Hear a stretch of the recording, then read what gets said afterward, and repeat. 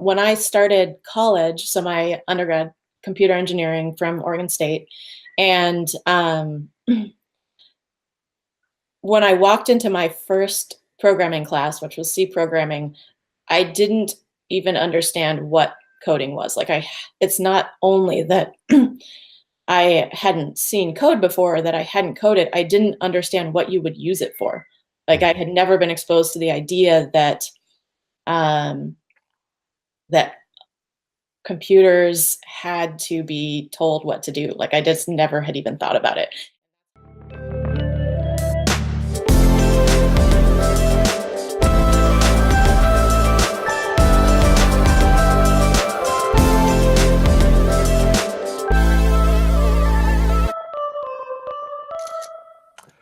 Hello, my name is Robert Schmidt, also known as Mr. IoT. I'm the Chief IoT Technologist for Deloitte with a deep passion for all things digital. This week on Coffee with Mr. IoT, I'm talking with Janice Levenhagen-Seeley, the founder and CEO of Chicktech.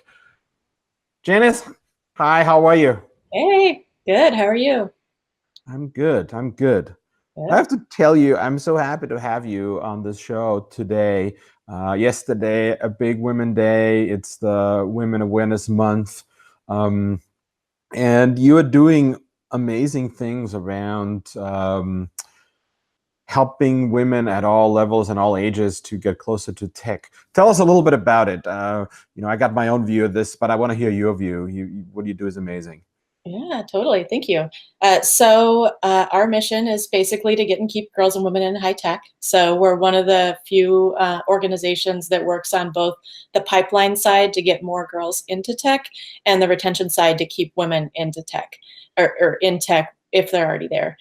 So we have a high school program that we run in all of the cities that we're in. We have 26 cities and 27 chapters at this point. So we're national and Toronto, because I feel it's pretentious to say that we're international when we only have one international chapter. So maybe once we have two, then I'll be totally into it. So anyway, we have our high school program that is focused on finding girls who don't think of themselves as technologists, but who have the aptitude to do well in it. So we work with schools to do nominations. And our goal is really to broaden the tech pipeline rather than serve the girls who are already in it.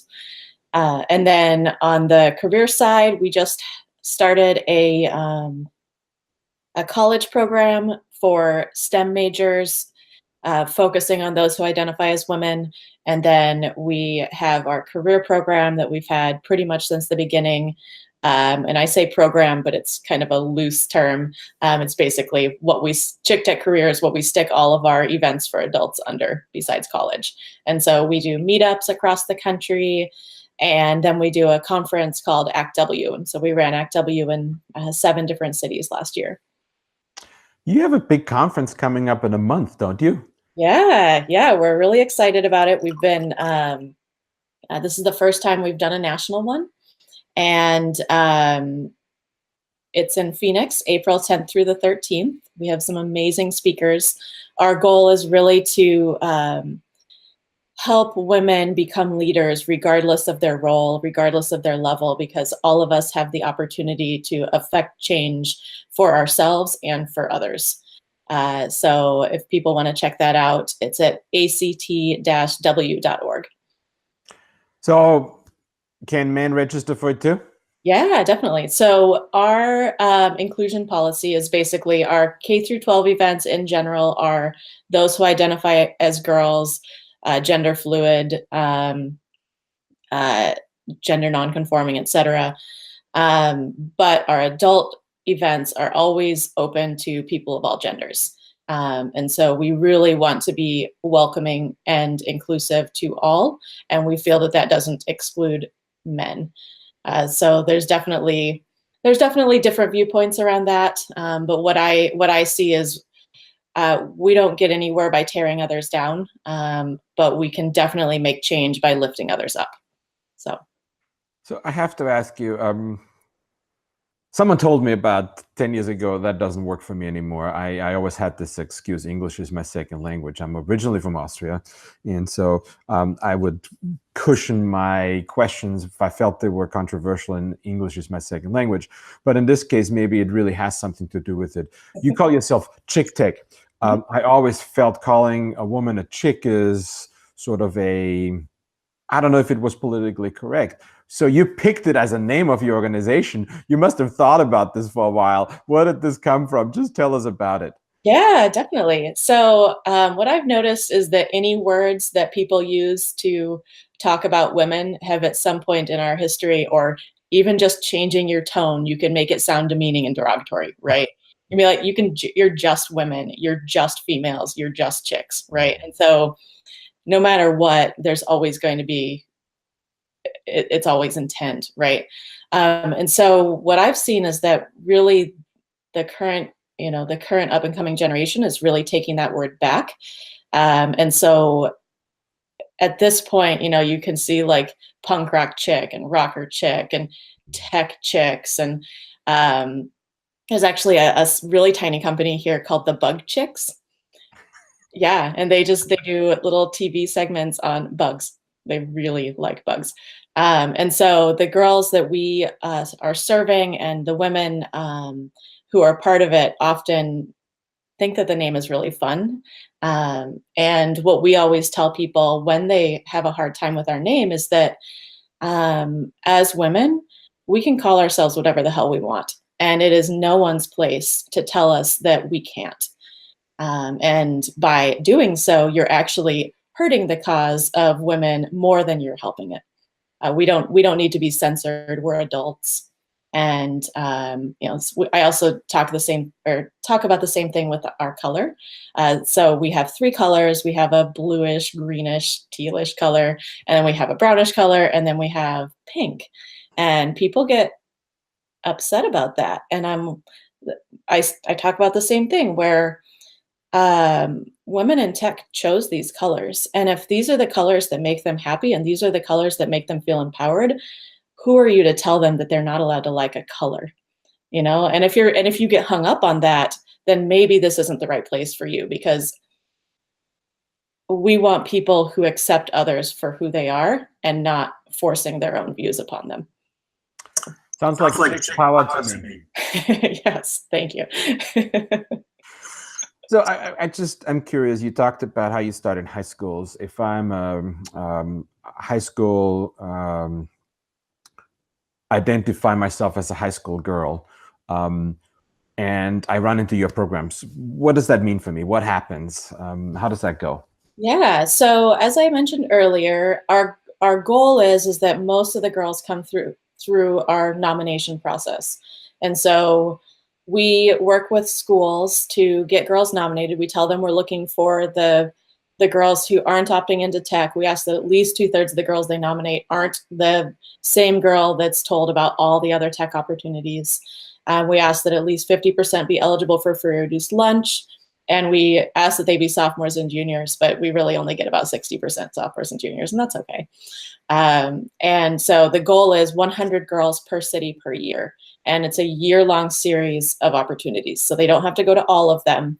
But we have our kickoff event usually in November, and then monthly hands-on workshops after that. And everything we do with the girls is expected to be hands-on and project-based.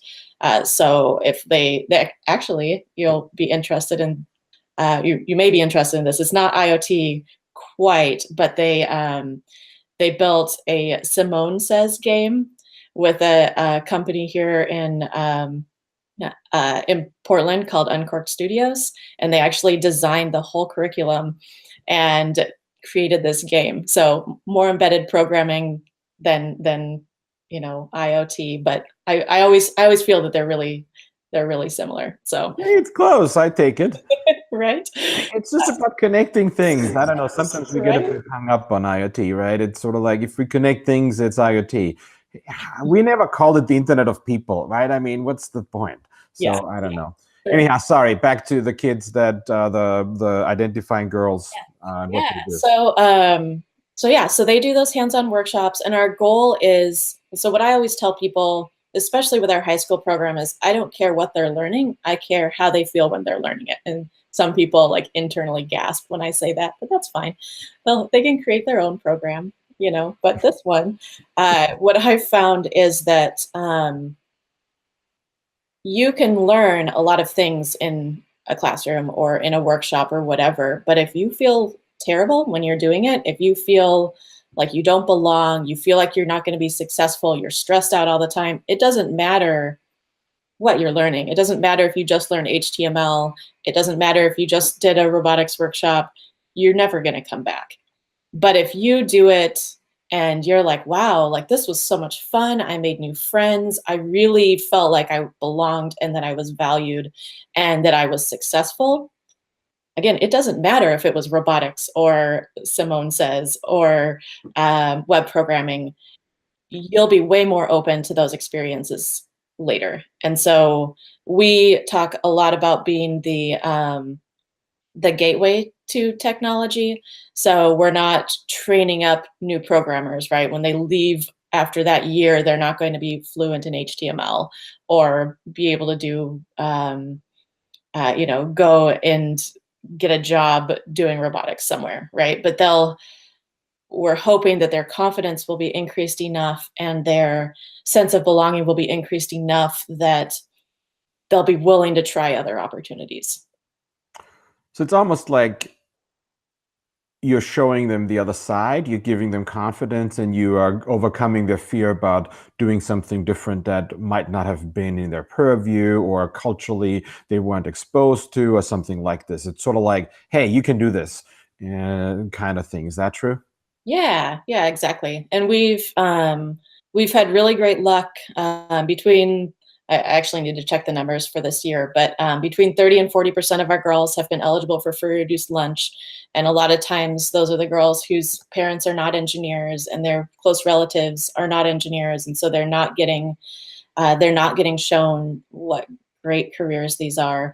And then also about 50% of the girls who've gone through our program over the last couple of years have been underserved minorities. And so we're looking at Hispanic, we're looking at Native, and we're looking at Black girls. And that's really, really exciting for us that we're making it, because so often what we hear from people of color is that a lot of the tech programs for girls they feel are just for white girls, and so we're excited to be breaking down those barriers for everyone, because again, we want to lift everyone up, not just a select few. I just want to say, if you're just joining us, I'm Robert Schmidt, the Chief IoT Technologist for Deloitte, and you're watching Coffee with Mr. IoT. Today, I'm talking to Janice Levenhagen-Seeley, the CEO and founder of Chicktech. And we are deep into how to bring women and girls closer to tech. I want to shift this and ask you, how did you start this? What was your entrance into tech, and why your passion for this? What's your story? I'm just very curious. Yeah, definitely. So there's a few different things that I think really pushed me to creating Chicktech. So when I was in high school, I was the best math student in both of the high schools that I went to. And I can say that objectively now, right, looking back on it. So I was on the math team at my first high school in Wisconsin, and just really did really well in that. But the boys on my math team were actually really pushed into going into the only programming class that my school had, and nobody even mentioned it to me. I didn't even know what it was. I just happened to remember the term and like thought about it later, and I was like, wait a second. And so when I chose computer engineering, the only reason that I chose it was because my grandma one day was like, just kind of off the cuff, like, you should check out engineering since you're so good at math. And I was like, all right, I guess. And I just randomly chose it. But I didn't, when I started college, so my undergrad computer engineering from Oregon State, and when I walked into my first programming class, which was C programming, I didn't even understand what coding was. Like it's not only that I hadn't seen code before, that I hadn't coded, I didn't understand what you would use it for. Like I had never been exposed to the idea that um, that computers had to be told what to do. Like I just never had even thought about it. And that's how I know from myself that we're in our bubbles, and we just, and especially when you're a high school girl or boy, like you only often know what you're exposed to. And the internet has helped, but like, libraries have also been around for thousands of years, right? But that doesn't mean we know everything that's in them. We know what people have pointed out to us. And so my parents do not have a college degree, and so they were not really engaged in that kind of thing. And yeah, so anyway, so when we talk about the high school program, I'm actually taught, I molded it to what I would have needed back in high school to attend. So it's free, transportation is provided. We provide childcare stipends. So I actually had my son when I was 16. And so, again, all the things that I personally would have needed. But we do also do like sign language interpreters and such, which I don't need, but others do. And then when I got into my undergrad, I dealt with a lot of sexual harassment and discrimination and stereotypes, and I didn't have the knowledge or the background to understand why that was. Like I internalized everything instead of realizing that, oh, well, this is a societal thing where, there's just so many guys in this that women are looked at as different, and different is not necessarily good, right? And so when they kind of were condescending to me or talked down, whatever it might have been, I thought it was because I wasn't as good, instead of having that experience. And so I developed imposter syndrome because I didn't have the experience going in for sure. And I was taught over and over and over again with so many different interactions that I wasn't as good, that how I thought wasn't right, and that I just didn't belong. And then, so between the imposter syndrome, the sexual harassment, and the discrimination, I actually ended up leaving tech after I graduated. And so I went and got my MBA, and I focused on sustainability to basically brand myself out of tech. And it wasn't until, so after I got my MBA, I worked at what I fondly call the worst company ever. And so if tech wants to be known as the worst place for women, like they've really got to up their game to reach this company. It was pretty special. And so I lasted there for 9 months, 6 months of sexual harassment, 3 months of retaliation, quit, swore I would never work for anyone ever again, because no one should ever be allowed to have that kind of power over your life. Did consulting for a bit with small businesses, and then ended up volunteering at an event for minority youth, to get minority youth into tech. And I had so many ideas, and I was so excited by that event. And I realized later that the reason that I was so excited about that was because I had felt so powerless as a woman in engineering, and so helpless to change anything. And my only recourse was to leave. And I started Chicktech so that I could not only give myself my power back, but I could also give thousands of people everywhere their power back as well. And help everyone to realize that even if you feel helpless, you can join us and you can really make a difference. And we've had people who've, volunteers who've said that they've reported something to HR that they would have otherwise pretended hadn't happened, because they felt that the Chicktech community was there and the Chicktech community had their back. So it's not just for the participants, it's for everyone who's involved. Wow, what a story. I want to ask you one thing you talked about at the beginning. You said that your grandmother said you might want to go into science, and you've gone through this whole story about liking math. going into finding out you can go. Then you did an undergrad in tech. Then you did a job in tech, didn't like it, did an MBA, and then now you're back in tech. Is your grandma still around to see where you ended up? She is. We don't talk a whole lot. But she posts a little bit on, LinkedIn and Facebook and tells me she's proud, which is That's exciting. awesome. I don't know if she ever actually knew that was the little random spark that did it. I should make sure that she knows. Well, maybe you show her our conversation so that she gets reminded of this. But Yeah. it's quite the story. Thanks for sharing this, and thanks for sharing your personal aspect. I have to say, and I'm not going to go into it, but I just have to say there's this interesting piece when you talked.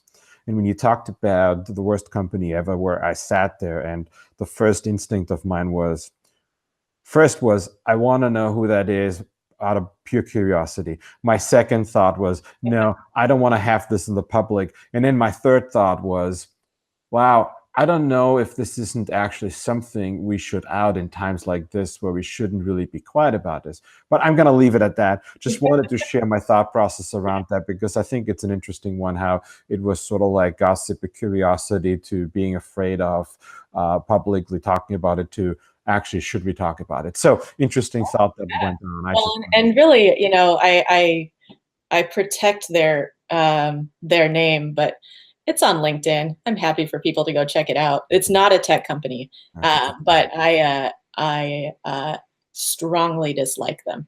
Got it. I understand.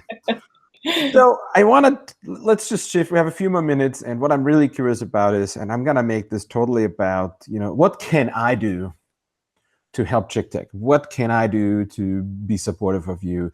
I get it that I can donate money, but really, I think money only goes so far. Tell me, what can I do? Literally, what can I do, Robert Schmidt? Yeah.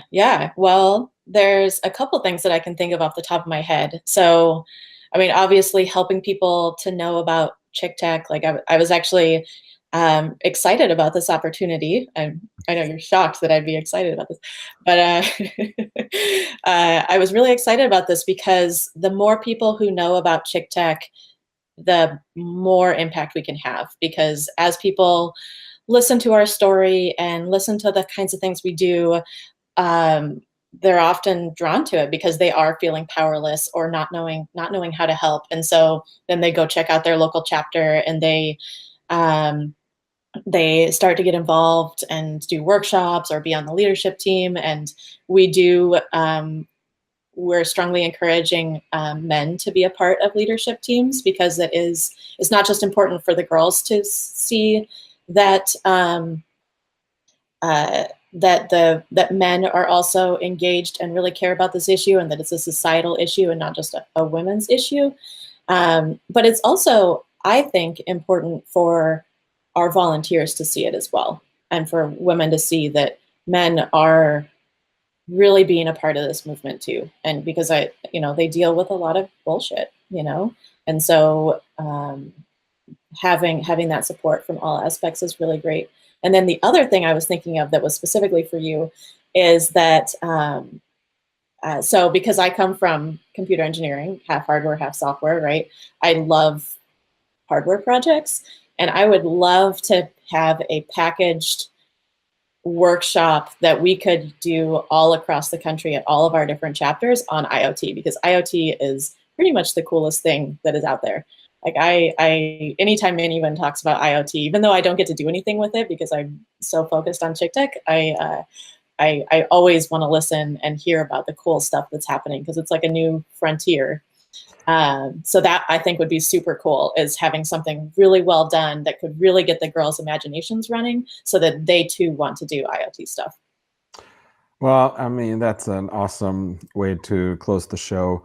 You have a deal. We're going to get this next time. We're going to have an offline meeting that's not on YouTube. Yeah. And we're going to talk about how Deloitte IoT can work with Chicktech and come up with something that's meaningful for you, and we can run this. So I'll take this on. We'll take this offline. Chaz, who's listening offline, is going to be my integrity guard, and watch out for me. And I just want to say in closing that you have this really sweet, humble way you talk about what you do. And really, I have to say, what you do and your achievements are outstanding. I mean, over 100 events last year, over 900 volunteers, almost $1 million raised, over 5,000 participants. Yeah, you know, the way you humbly talk about it is very, very sweet, and yet you have amazing things to shout off the rooftops. So please keep it shouting. Thank you for doing what you do. And anything you want to say in closing here? The only thing is just get involved, even if you're not quite sure what you can do, even if you know, are a little uncertain, that you'll be valuable. Everyone has something that they can contribute. Everyone has different skills. It doesn't matter if you're in marketing. It doesn't matter if you're in HR. It doesn't matter if you're super technical and don't like working with people. It doesn't matter what gender you are. You'll always be welcome in our community.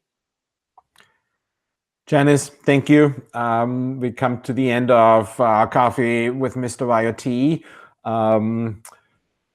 Please join us next Friday, 9 a.m. Pacific, noon Eastern, for another coffee chat. And by the way, if you missed any part of today's conversations or any previous shows, you can watch any episode again on my YouTube channel. And with that, have a great Friday, everyone. Bye.